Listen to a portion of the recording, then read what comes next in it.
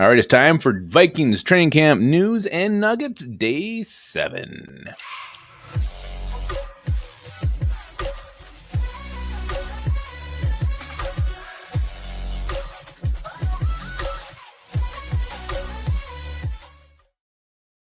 All right, welcome back to Onebar and Lupagus show. I am Lupagus. Minnesota Vikings training camp day 7 was underway today. Before we talk about what happened and what went down on day 7 of Vikings training camp 2023, be sure to subscribe to the channels, like, and comment, and become a YouTube member as well. So, really not a whole lot to talk about today. Today was just a walkthrough.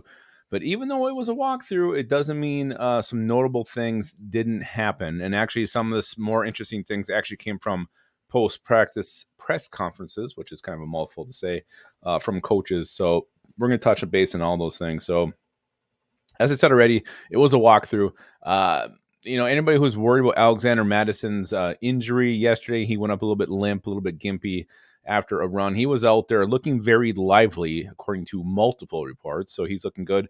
Kenny Ngwangu was also back out there. So it looks like the Vikings running back strength was at 100%. So that was good to see those guys out there.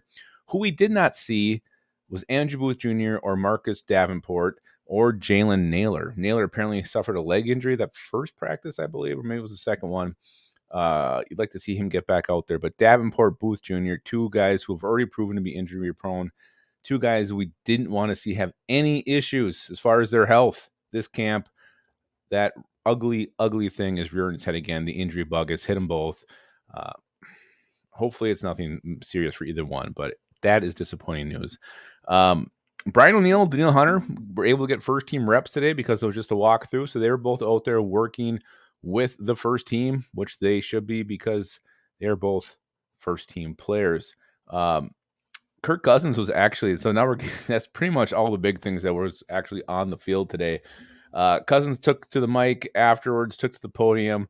Was asked about Brian Flores' defense and what's it like to go against it in training camp. He mentioned 3 things specifically. He said, they throw off the timing of wide receivers. There's tons of pressure and different disguises.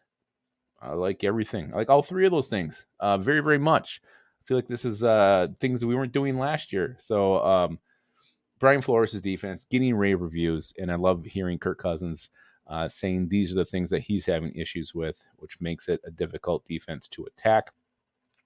Wes Phillips was also at the podium after practice. He was asked about the team's guards, and he said, I feel great about the way Ezra Cleveland and Ed Ingram have progressed from last year.